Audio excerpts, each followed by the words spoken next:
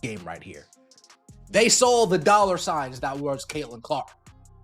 Before ESPN, before Cathy, before the Indiana, before they thought that Caitlin Clark was her, Peacock said, oh, we got to captivate on this now.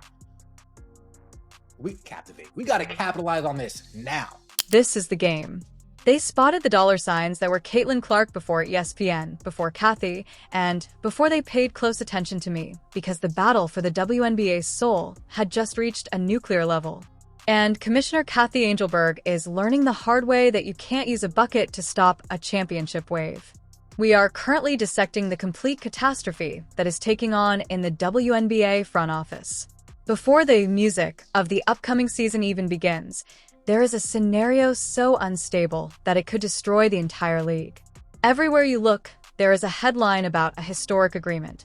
However, the true narrative that they are attempting to conceal is music, the anger and jealousy emanating from the top of the leadership hierarchy. Thanks to Nfisa Collier's courageous action, we now have proof that Cathy Engelbert is not only out of touch, but actively hostile to the reality of the Caitlin Clark effect. This is no longer conjecture. This is a verified report from the Players Association's vice president, who went on camera to reveal the harmful private discussions taking place behind closed doors. Engelbert made it clear to Care that Caitlin Clark ought to be appreciative of the WNBA's support. In fact, she stated that Clark ought to be appreciative of the platform the league offers. As though the WNBA shield is the reason Nike, Gatorade, and NBC are spending millions of dollars, rather than the young players donning the number 22 jersey. Caitlin Clark has made the decision to leave the fence. She has made the decision to leave the WNBA's confining environment and play in the major leagues, where she will be able to sit next to NBA greats like Carmelo Anthony, Vince Carter, and Mike Tricco. Music, and to address a global audience rather than a specialized one. One word sums up the situation within WNEH headquarters in leaked reports that came straight from Commissioner Cathy Engelbert's office: breakdown. Screaming matches, frantic phone calls, and a particular term that reverberates throughout the executive corridors are all being reported: traitor. According to the commissioner, Caitlin's actions amounted to high treason and were an insult to the league that claimed to have produced her. However, the reality that we will reveal today is that Caitlin Clark did not betray anyone. She just proved to be the most astute businesswoman in sports history by saving herself from a sinking ship. You must go back in time and examine the terrible circumstances the league is currently experiencing in order to fully see why the commissioner is shouting traitor and why the signature is essentially a declaration of war. The worst labor crisis in WNBA history is currently underway. Players threatening to go on strike, the collective bargaining agreement, the CBA talks coming to a standstill, and the very real chance that the 2026 season would be postponed or canceled. While Commissioner Cathy Engelbert is frantically attempting to bring everything together and persuade sponsors to stay, her biggest star, music, which was the only reason the league made money last year, goes out and strikes a deal with the biggest rival for viewership attention. The WNBA receives a disturbing message from Caitlin's agreement with NBC. I don't require you to be wealthy or well-known. Far from their courts and authority, she has guaranteed her future. Consider the commissioner's worst-case scenario. A lockout results in the cancellation of the WNBA season. Even though the stadia are dark, millions of fans will be watching on Sunday night as Caitlin Clark, dressed elegantly, smiles at the camera, and breaks down a LeBron James or Stephen music Curry game on NBC, earning more money in a single evening than she received in a full year from the WNBA. Because it portrays the WNBA music as a stepping stone that Caitlin has already surpassed, this image is a PR disaster from which the league cannot recover. According to reports from those extremely close to the decision-making circle, Cathy Engelbert called Caitlin's agency furiously as soon as the music news surfaced. They were accused of weakening the league and diverting the public at a crucial juncture in an apparently credibly antagonistic tone. The commissioner believes that Caitlin owes the league her undivided allegiance, and that instead of negotiating multi-million-dollar TV deals to discuss men's sports, she ought to be battling alongside the other players for better compensation and travel arrangements. The mindset of the old guard that still controls the league. The belief that they own the players and have power over their lives is reflected in the term traitors. However, the commissioner and Caitlyn's detractors overlook the fact that this action is the best form of retaliation and the most astute insurance plan ever created. Here's what she said in the press release. I'm really excited to be part of the Basketball Night in America crew this season. Carmelo, Vince, and Tracy are legends of the game, and Maria is a true professional. It will be really fun to join them a few times this season. And then from NBC, Caitlyn is one of the most captivating players and dynamic scorers in basketball. We're excited to have Caitlyn join Hall of Famers Melo, Vince. Let's open the files that the league wishes to keep closed and be brutally honest. What loyalty does Caitlyn Clark owe this league? Has the commissioner forgotten what transpired? Did she forget how, game after game, she allowed Caitlyn to be physically attacked on the court without the refs getting involved? Did she forget that she gave veteran players permission to start organized media smear operations against her, accusing her of being nothing more than hype?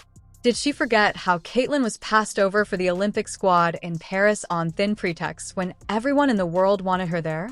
Caitlyn was not embraced or protected by the WNBA.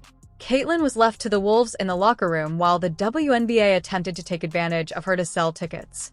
Therefore, it would be unwise for Caitlyn to pass up the chance to establish her own dominion far from these people's charity. "You didn't protect me on the court, so I built my own fortress off the court," she says in an NBC interview. Her desire is evident from the startling specifics of the NBC transaction. We are not referring to a sideline reporter doing brief interviews. A specific contributor role is what we are discussing. She will therefore be in the main studio. She will serve as the spokesperson for the LA Olympics and be a part of the enormous NFL marketing campaign. Regardless of gender, NBC is placing Caitlyn Clark in the same orbit as Shaq or Tom Brady as the new face of American sports. She has scary leverage because of this. Imagine Caitlyn Clark sitting in the NBC booth with the ability to use just one sentence to influence public opinion against the WNBA leadership. She has the right to critique the officiating. Millions of people will listen if she criticizes the pay. The commissioner is furious because of this. She understands that she is no longer in charge. She used to be able to locate Caitlyn or put pressure on her. However, Caitlyn currently works for NBC Universal, a media behemoth that has thousands of times more clout than the WNBA. The music industry's power dynamics have entirely shifted. The veteran players are becoming more envious than ever do of another aspect. For years, Diana Taurasi, Breanna Stewart, music, and others have worked to gain some appreciation from the mainstream media. They now witness the rookie, who hasn't yet completed 2 full seasons in the league, earning the post-retirement dream job that every athlete aspires to. They witness her surpassing them all to become America's basketball voice. If the league resumes play, this will definitely make the locker rooms more tense. However, Caitlyn no longer cares about music. Prior to her attempting to win them over, she made an effort to work well with others. She is aware now that she is at a higher level. She is aware that they are the staff and she is the organization. She is released from the strain of the music league's phony sisterhood thanks to this deal. She can go home, turn on the NBC camera, and earn millions of dollars while laughing if they decide to ban her from plays or treat her badly. A masterclass in athlete, music, business management has been completed by Caitlyn Clark. She didn't put all of her eggs in one basket. She became aware of the WNBA's low ceiling and never-ending administrative drama. She therefore made the decision to broaden her horizons. Examine the figures. Caitlyn introduced the league to new TV deals. She brought private aircraft. She attracted millions of admirers. She was also viewed as an outsider who needed to be humiliated rather than being appreciated and crowned. The most significant condition, the asset protection test, was not passed by Commissioner Cathy Engelbert. Instead of making Caitlyn feel like the league's queen, she allowed her to feel confined. Now that the chains have been broken, the commissioner has no right to yell, "Betray." The league's failure to take advantage of the gift that appeared out of thin air was the true treachery. We are currently anticipating Caitlyn's initial appearance on the NBC screen. It will be a historic occasion. It will be the point at which the league acknowledges the full scope of their defeat. Will Caitlyn discuss the issues facing the league? Will she make a suggestion about the abuse? Or will she rave about how terrific LeBron James and Steph Curry are while ignoring them entirely? The loudest blow would be the quiet. The WNBA will only be a passing mention in Caitlyn's career if she surpasses the league. The commissioner is aware of this. The players are aware of this. And for that reason, we are witnessing this heinous assault and treasonous accusations behind closed doors. They're afraid. They fear that the world will learn that the event was hosted by Caitlyn Music, Clark, and that the WNBA was only the location. In conclusion, there is more to this tale. It's only just started. I am a basketball player, but I am also a media star, and I will go where I am recognized, declared Caitlyn Clark, drawing a line in the sand. In the midst of this conflict, I leave you with this question. Do you think Caitlyn's actions were a brilliant business move, or do you concur with the commissioner that they were a betrayal of the league in times of crisis? And do you believe that this contract marks the beginning of Caitlyn's permanent departure from the WNBA to concentrate on the media? The debate will be intense, so please share your thoughts in the comments.